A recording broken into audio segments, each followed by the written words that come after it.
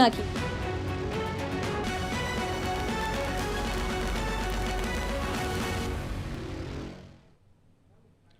नमस्कार, मैं हूं रत्नाकर त्रिपाठी और आप देख रहे हैं हमारा कार्यक्रम खास खबर खास नज़र। बात एक बार फिर बॉलीवुड की। बॉलीवुड में ड्रग्स की आदत को लेकर इस समय दो तरीके के ओपिनियन सामने आ रहे हैं।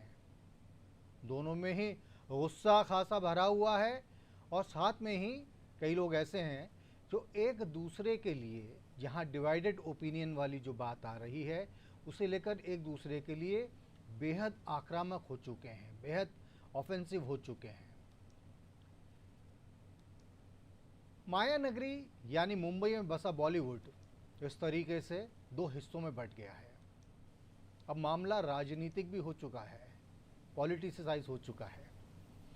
समाजवादी पार्टी की सांसद और गुजरे दौर के एक्ट्रेस जया बच्चन खफा हैं। उनकी नाराजगी अभिनेता और सांसद रवि किशन से है।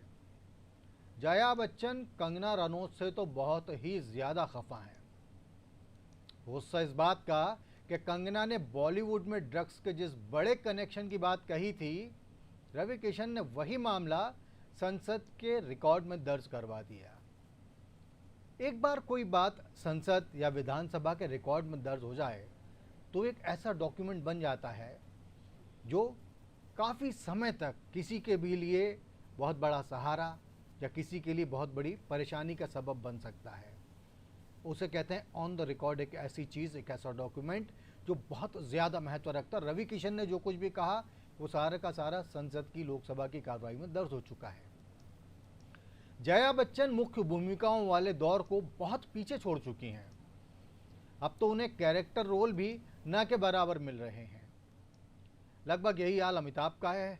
हाँ, फ़र्क ये है कि अमिताभ के लिए कहा जा सकता है कि शायद उन्होंने ही अपनी तरफ से फिल्मों में थोड़ा काम करना कम कर दिया हो। आदमी की शारीरिक अवस्था होती है, एक आराम का भी उसका मूड रहता है।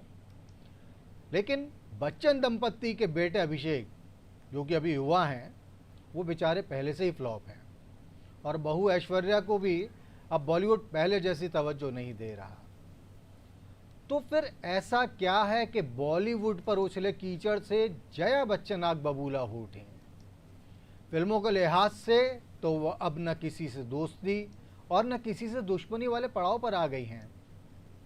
तो फिर किस वजह से वो कंगना या रवि के आरोपों पर यूं रिएक्शन दे रही हैं जैसे कि यह किसी पर्सनल राइवलरी यानी व्यक्तिगत दुश्मनी वाली बात हो? अब खास बात यह कि जया बच्चन के समर्थन में बॉलीवुड की वो लॉबी उठ खड़ी हुई है जिनमें से ज़्यादातर चेहरे आज भी फिल्म जगत में टिके रहने के लिए संघर्ष ही कर रहे हैं। शिवसेना भी जया की बात के समर्थन में सक्रिय हो गई है। अब रवि किशन तो संसद में कहीं अपनी बात पर सफाई देते फिर रहे हैं, डिफेंसिव मोड पर आ गए हैं। लेकिन कंगना ने तो जया के खिलाफ भी मोर्चा खोल दिया है। इतने इफ और बट्स के बीच ये साफ लगता है कि मामला उतना सरल है नहीं जितना दिख रहा है। तो फिर क्या हो सकता है इसके पीछे? आइए पड़ताल करते हैं। नशा बॉलीवुड में पहले ही कई बड़े कांड करवा चुका है। मशहूर गायक और फिल्म अभिनेता KL सहगल से लेकर मीना कुमारी तक को शराब की लत ने खत्म कर दिया। संजय दत्त के पिता सुनील दत्त सारी जिंदगी इंडस्ट्री में किसी साधु की तरह आचरण करते नजर आए, लेकिन खुद संजय दत्त पर आरोप लगे थे कि ड्रग्स के नशे में उन्होंने कई बार कानून को हाथ में लिया। मरहूम अभिनेता फिरोज खान के बेटे फरदीन खान तो इस लत के चलते अपना करियर ही चौपट कर चुके हैं। फिल्मी हस्तियों को कोकीन, MD, LSD और आइस जैसे ड्रग्स बाजार भाव से भी 20 से 50% ऊंची कीमत पर बेचे जाते हैं। फिल्मी हस्तियां 8 से 10 हजार रुपये प्रति ग्राम मिलने वाली कोकीन 12 से 15 हजार रुपये प्रति ग्राम पर भी खरीदने के लिए तैयार रहते हैं। आप सोचेंगे ऐसा क्यों? इसके पीछे दो कारण हैं। पहला, इन स्टार्स के पास या इंडस्ट्री से जुड़े इन रसूखदार लोगों के पास पैसों की कमी नहीं है। दूसरा फैक्टर ये कि कोकीन पेडलर अपने जो काम रहता है उसको इन तक सप्लाई करने की बात को रहस्य बनाए रखने की गारंटी देते हैं। कहा जाता है कि कई टीवी सितारे जब तक नशा नहीं मिलता तब तक एक्टिंग नहीं कर पाते हैं। उनकी वैनिटी वैन से लेकर मेकअप रूम तक, 5 स्टार होटल की पार्टियों से लेकर हाउस पार्टी तक, हर जगह नशे का बोलबाला फिल्म इंडस्ट्री में हो चुका है। यह सही है कि इंडस्ट्री से जुड़ा हर शख्स ड्रग्स नहीं लेता, लेकिन यह भी सच है कि बहुत बड़ी संख्या में यह नशा कई दिग्गजों को अपनी चपेट में ले चुका है। अब रिया चक्रवर्ती को ही लीजिए, वो इसका सबसे ताज़ा उदाहरण है, जिनके बारे में कहा जा रहा है कि जांच एजेंसी के सामने उन्होंने ड्रग्स खरीदने सहित उसके सेवन यानी उसे कंज्यूम करने और उसे सप्लाई करने जैसी बात भी कबूल की है।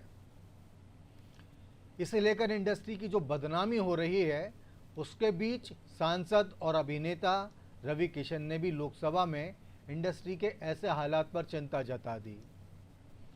एक्टर सुशांत सिंह राजपूत की रहस्यमयी मौत के बाद कंगना रनौत तो पहले ही फिल्म इंडस्ट्री के नशे में डूबे होने की बात कह रही थीं। अब रवि किशन के कदम के बाद जया बच्चन ने तो जैसे अपना आपा ही खो दिया। मेरा कहना ये है, entertainment industry in our country which provides direct employment every day to 5 lakh people and indirect employment to 5 million people. At a time when the financial situation is in a depressing state and employment is at the worst level, in order to divert the attention of the people, we are being used to be flogged by the social media and the government's non-support. Sir, people who have made their name in this film industry have called it a gutter. I completely disagree and I really disassociate, and I hope the government tells these people who have made their earning, name and fame in this industry to stop using such language. There are people in the entertainment industry who are some of the highest taxpayers. They are still being harassed. All kinds of promises are being made to entertainment industry, but never ever kept. Sir, I get very worked up and very emotional. I have too many things to say, but you're not giving me enough time and opportunity to speak. Sir, I think the government must stand by the entertainment industry, because the entertainment industry always comes forward to help the government in whatever good work that the government takes up. They come and speak for them, they support them. If there is a national calamity, they come forward, they give money, they give their services. I think that it is very, very important that the government must support this industry and not kill it just because there are few people. You cannot tarnish the image of the entire industry. Right. This industry brings international name and recognition also, apart from the political people. I was really embarrassed and ashamed that yesterday one of our members in the Lok Sabha spoke, who is from the industry, against, I'm not taking a name, against the film industry. It's a shame. Jaya Bachchan को आपने सुना, बहुत तकलीफ से भरी दिख रही थी वो। अब बच्चन परिवार का नशे से कभी कोई सीधा लिंक तो सामने आया नहीं है। अलबत्ता ये ज़रूर हुआ है कि अमिताभ बच्चन ने शराबी सहित कई फिल्मों में नशा करने की आदत को भावनात्मक यानी इमोशनली प्रमोट करने का काम किया है। आप उनकी फिल्मों के संवाद सुनिए। हेरा फेरी एक उनकी फिल्म थी विनोद खन्ना के साथ में, उसमें तो शराब के नशे में वो भगवान को कोसते नज़र आए थे। विनोद खन्ना उस वक्त ईश्वर की पूजा करते रहते हैं और शराब के नशे में अमिताभ बच्चन ईश्वर को उटपटांग बोलते हैं। उसे जस्टिफाई किया गया कि नशे में आदमी ऐसा हो जाता है, भावनात्मक हो जाता है। अमिताभ के खाते में एक बात और जाती है, वो ये कि अपनी एक फिल्म फैमिली में उन्होंने लगभग पूरा समय सिगार पीते हुए सीन दिए थे।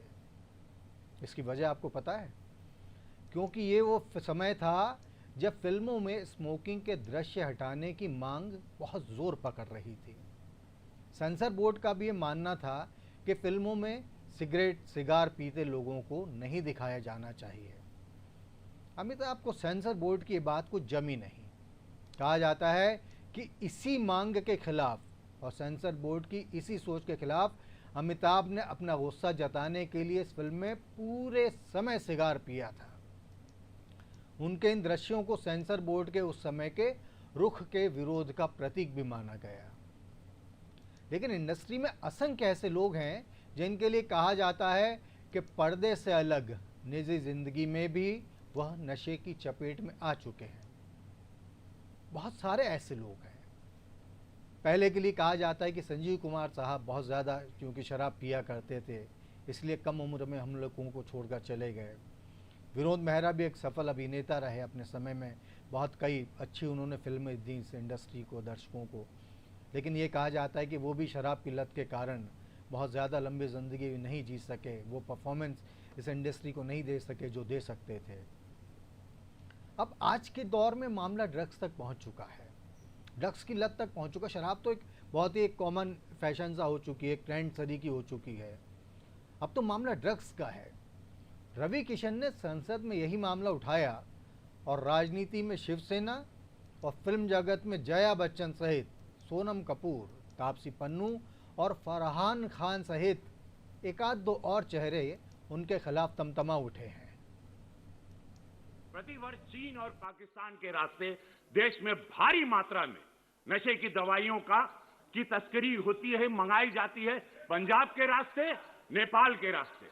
और नशे की दवाइयां हमारी फिल्म इंडस्ट्री में भी इसके एडिक्शन करवा दी। प्रतिवर्ष चीन। अब खास खबर में एक खास नज़र एक और बात पर ध्यान देने लायक है। अनिल कपूर सुपर सितारा रहे, लेकिन उनकी बेटी सोनम कपूर के हिस्से लोकप्रियता की बजाय ज़्यादातर फ्लॉप फिल्में ही आई हैं। सोनम ने तमाम एंगल से दर्शकों को निराश किया। एक्टिंग उनका सबसे कमज़ोर पक्ष माना गया। दर्शकों ने न तो उनकी एक्टिंग को सराहा और न ही उनकी फिल्मों को खास तवज्जो दी।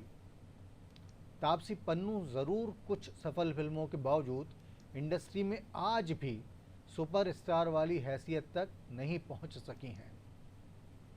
फरहान अख्तर को भी कुछ अच्छी फिल्मों के बावजूद एक धमाकेदार सफलता का अभी इंतज़ार करना ही पड़ रहा है। जहाँ तक स्वरा भास्कर की बात है तो उनको तो मुख्य भूमिकाएं मिलना तो दूर, अब तो फिल्में ही नहीं मिल पा रही हैं। और यही वह सब नाम हैं जो जया बच्चन के हक में सामने आ खड़े हुए हैं। एक ताज़ा तरीन नाम सामने आया है, हालांकि शख्सियत बासी हो चुकी, पुरानी हो चुकी। उर्मिला मातोंडकर ने भी कहा है कि इंडस्ट्री को इस तरीके से बदनाम नहीं किया जाना चाहिए। उर्मिला का भी एक दौर था फिल्मों में, चला गया और बाद में उन्हें फिल्में मिलना पूरी तरीके से बंद हो चुकी हैं। तो हम ये कहने के हमारा ये आशय किसी के लिए ये नहीं है कि वो सुपर फ्लॉप है या उसका इंडस्ट्री उसको भुला चुकी, लेकिन कहने का केवल ये मतलब है कि अगर आप एक एनालिसिस करें तो फरहान अख्तर जैसे हैं, वो जो फिल्में बनाते हैं उस तरीके की फिल्मों की फ्रिक्वेंसी बहुत कम है। या जिस तरीके की फिल्में सोनम कपूर को जैसा एक सुपर सितारा की हैसियत मिलना चाहिए वो नहीं मिल पा रही है। या जिस तरीके अनुष्का शर्मा वगैरह के मुकाबले वो बहुत पीछे इंडस्ट्री में आज भी। या और भी जो हमने तापसी पन्नू के नाम सुना, तापसी पन्नू ने कई अच्छी फिल्मों में काम किया, महिला प्रधान फिल्मों में काम किया, बावजूद उसके तापसी को अभी भी इस इंडस्ट्री में जमे रहने के लिए बहुत कड़ा संघर्ष करना पड़ रहा है। स्वरा भास्कर की जहाँ तक बात है तो उन्हें एक मछली जल की रानी एक फ़िल्म मिली थी और शायद एक आध कोई और फिल्म में लीड रोल मिल गया होगा, लेकिन कोई भी सफल फिल्म उनके हिस्से नहीं आई है। बहनों की, सहेली की, इस तरीके की छोटी मोटी भूमिकाओं से वो किसी तरीके से इंडस्ट्री में टिकी हुई हैं। तो इस तरीके की पूरी जो लॉबी है वो जया बच्चन का सपोर्ट कर रही है और रवि किशन का विरोध कर रही है, कंगना रनौत का विरोध कर रही है।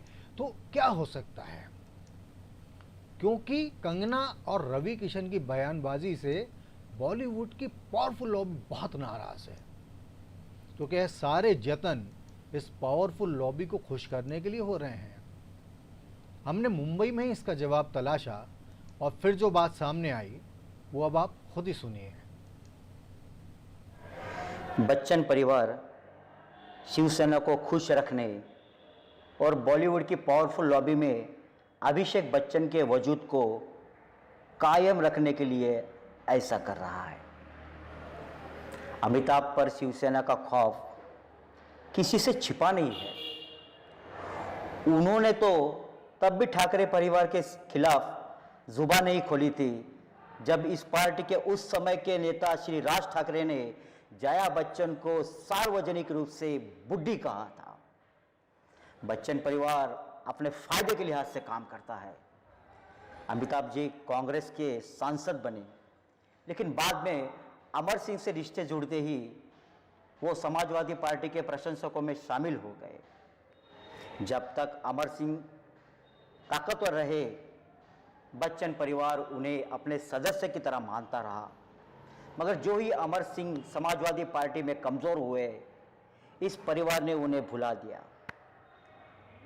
अब जबकि समाजवादी पार्टी पर अखिलेश यादव का कब्जा है, तब बच्चन परिवार के लिए मुलायम सिंह यादव के दौर जैसा महत्व डगमगाता दिख रहा है।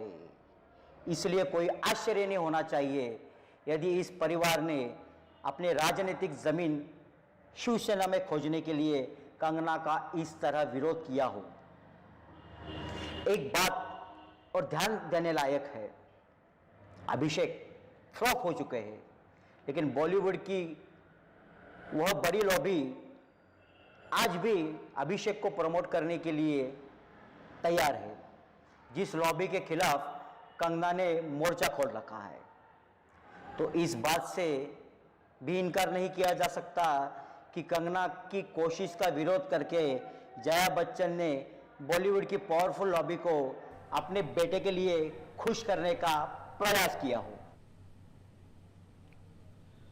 मुंबई से आरटीआई एक्टिविस्ट, फ्रीलांसर जर्नलिस्ट को भी आपने सुना, और उनका ये कहना है कि बहुत मुमकिन है कि शिवसेना को खुश करके अपने लिए एक नई पॉलिटिकल ज़मीन की तलाश करना जया बच्चन के इस कदम का मकसद हो सकता है। उन्होंने ये भी कहा कि हो सकता है अभिषेक बच्चन को रीस्टार्ट देने के लिए, एक रिचार्ज करने के लिए इंडस्ट्री में, हो सकता है उस पावरफुल लॉबी को प्रभावित करने की या उस पावरफुल लॉबी के साथ खड़े होने की कोशिश हो रही हो, जो वाकई किसी को भी मिट्टी से उठाकर हीरा बना सकती है, उसको किसी सितारे के रूप में प्रस्तुत कर सकती है। कई ऐसे चेहरे हुए जिनके लिए कहा गया कि इसी पावरफुल लॉबी ने उन्हें ख़त्म कर दिया, जिनमें नील नितिन मुकेश हैं, जिनमें सुरेश ओबेरॉय के बहुत ही प्रतिभावान अदाकार बेटे विवेक ओबेरॉय शामिल हैं।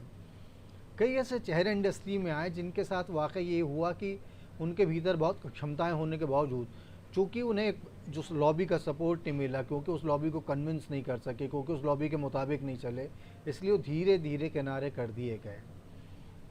अब जया बच्चन का ये जो गुस्सा हमें संसद में दिखा, वो स्वाभाविक था, नेचुरल था, या प्रायोजित था, जिसे स्पॉन्सर्ड भी कहते हैं। ये सच तो वो खुद ही बेहतर जानती होंगी, लेकिन उनकी इस तकरीर के बाद अब अमिताभ का पूरा कुनबा सोशल मीडिया पर ट्रोल हो रहा है। खिंचाई तो खैर कंगना की भी हो रही है, लेकिन अमिताभ के मामले में इसका वॉल्यूम ज़रा ज़्यादा ही है, क्योंकि जया की बात से इत्तेफाक न रखने वाले लोग अब तरह तरह से ये गिनाने में जुट गए हैं कि खुद बच्चन परिवार ने कितने मौक़ों पर अपनी सुविधा और स्वार्थ के लिए सिद्धांतों से समझौता किया है, और ये भी कि किस तरह उनकी भी कई गतिविधियां जया बच्चन को किसी और की तरफ अंगुली उठाने का अधिकार नहीं देती है।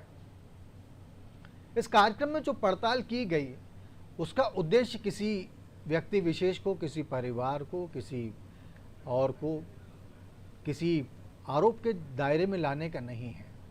लेकिन फिर भी अगर आप थोड़ा गौर करें, जो चीज़ें यहाँ पर बताई गई, जो तथ्य यहाँ पर बताए गए, इंडस्ट्री की पावरफुल लॉबी आखिर उसने क्यों चुप्पी साध के रखी कंगना के आरोपों पर? जया भादुड़ी अब उस लॉबी का एक पार्ट नहीं है। जया बच्चन जिनका अब नाम हो चुका है। अमिताभ बच्चन तो खैर कभी किसी लॉबी में रहे ही नहीं, वो तो बहुत अपने अलग हिसाब से चलते रहे। लेकिन कंगना रनौत ने जिस पावरफुल लॉबी के लिए कहा था, उसने चुप्पी साध के रखी इस मसले पे। रवि किशन की बात पे भी उन लोगों ने चुप्पी साध के रखी। इंडस्ट्री की तरफ से खड़े ही जया बच्चन हुई, जिनका अब इस फिल्म इंडस्ट्री से कोई बहुत ख़ास लेना देना नहीं है। मुझे लगता है 1084 की माँ, एक उन्हें जो फिल्म मिली थी और एक फ़िज़ा नाम की फ़िल्म मिली थी, उसके बाद तो शायद उन्हें भूमिकाएं तक नहीं मिल पाई हैं, रोल तक नहीं मिल पाए हैं। उम्र होती है, अवस्था होती है, व्यस्तताएं होती हैं, उनके परिवार में जिम्मेदारियां भी उनकी बढ़ चुकी होंगी। लेकिन सवाल ये उठता है कि जो लोग शीर्ष पर हैं, जो लोग स्थापित और जिनके लिए सब जानते हैं कि कंगना रनौत ने इन पर आरोप लगाए थे ड्रग्स लेने के, जिनके लिए सब जानते हैं कि ये पॉलिटिकल पैटर्नेज जिन लोगों की तरफ से मिल रहा है, कंगना ने इनका जिक्र किया था, उनकी तरफ से कोई भी बात नहीं उठी। उनकी तरफ से इस तरीके का पुरजोर खंडन कहीं से नहीं किया गया, कोई विरोध इस चीज़ का नहीं जताया गया। तो आखिर इसकी क्या वजह हो सकती है? उसमें एक बड़ा शेर याद आता है, तू बरहम ही सही कुछ बात तो किया कर, खामोशी से तो अक्सर मोहब्बत का गुमा होता है। अब भाई अगर खामोशी आपने अख्तियार करके रखी है कंगना के कहे पर, तो क्या आप उनकी बात को एक तरीके से एंडोर्स कर रहे हैं? क्या आप उनकी बात को मान रहे हैं, या आप ये जता रहे हैं कि आपके पास सचमुच उनकी बात का प्रतिवाद करने के लिए, उस बात को गलत साबित करने के लिए, उस बात का यहाँ तक कि खंडन करने के लिए भी कोई तथ्य मौजूद नहीं है? कंगना ने जो कुछ कहा है उसे लेकर एक घमासाना बढ़ चुका है। जया बच्चन और उनके साथ में कुछ लोग आ गए हैं। कंगना को भी बहुत तेज़ी से सोशली कम से कम बहुत बड़ा, बहुत ज़्यादा सपोर्ट मिल रहा है। इस सब के बीच बॉलीवुड में ड्रग्स का राज क्या कभी खुल सकेगा? इस सवाल के जवाब का हर किसी को इंतज़ार है। अब दीजिए इजाज़त, नमस्कार।